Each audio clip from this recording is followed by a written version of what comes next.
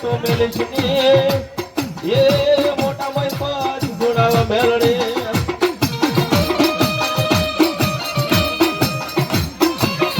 કોઈ એવો ભટ્ટ કે કોઈ એવો દેવ કે દેવ બેઠું હોય પેલા મારી મેલડીના સ્થાપના ન હોય બાપ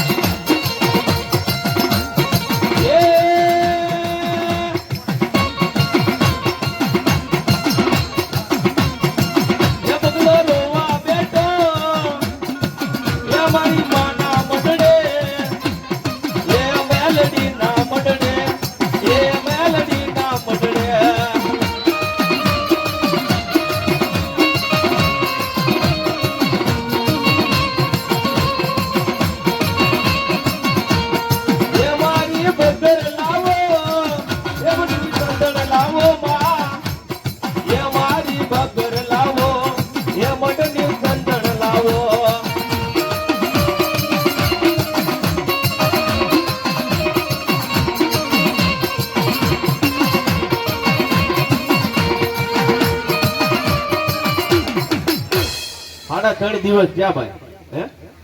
અને ભગલા નામના વાઘરીની ભેંસ લઈ ગયા બાપ સાયલાનો રાજા અને તારે ભગલો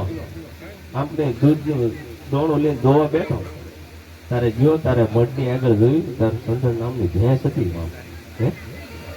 તારે સાયલાનો રાજાએ એમ કીધું કે જાઓ રાજની માલિકત ગમે ના દૂધ હોય અને નાખી લઈ આવો તારે રાજાના સિપાહીઓ એમ કહેવા લાગ્યા કે હે રાજા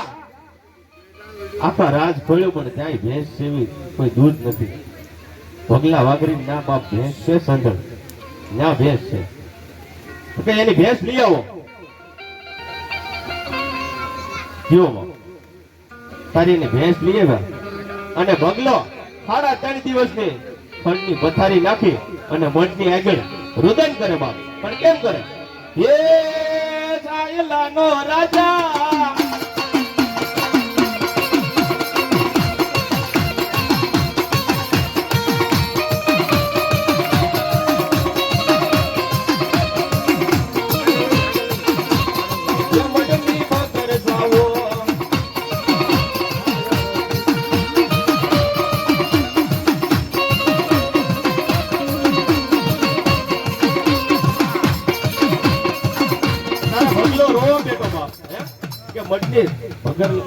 મઢની માલિકથી મારી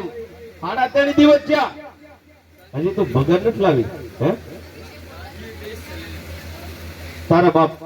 ભગલો છે ને આંખમાંથી આંસુડા આવી ગયા અને મઢની માલિકથી એમ કહેવા લાગ્યો કે મારા દાદા આણદાઈએ તને બાપ સમજો ભૂગળના ગાંઠિયા તેલના તીર્થે જો હોમ હવન કર્યા હોય ને બાપ તો એનું દૂધ પીવું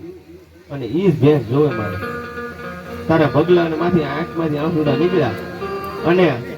અને એના પરિવારને વાઘરીને બોલાવ્યા અને કહેવા લાગ્યા કે હે બાપ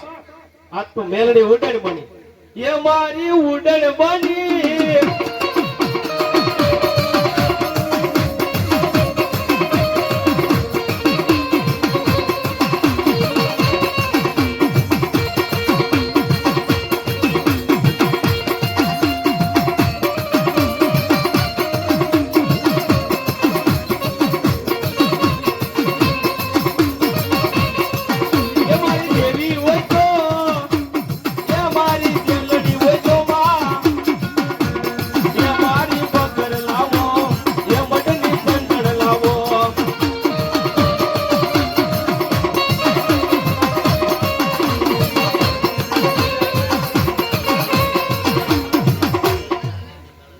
અને ભગલો કેવા મીડ્યો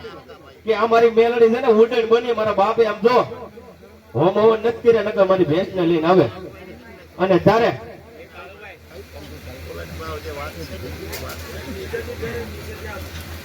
અને કેવા માંડ્યા કે મારી અને નનામી કરો અને આને દાટવા જઈ બાપ હે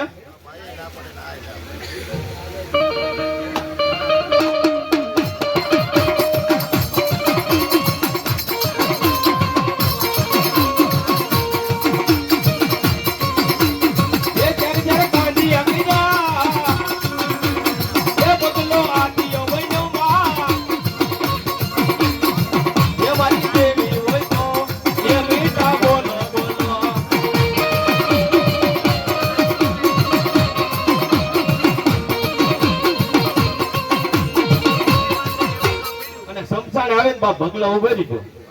અને ગોર ગાળી એમ ગાડી પર એ ઊંડી ગોર્યું ગાલો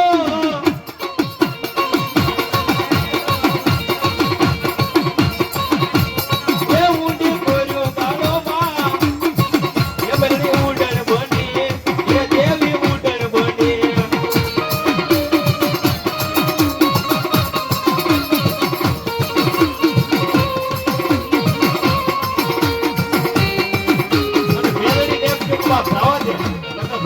દાટી દે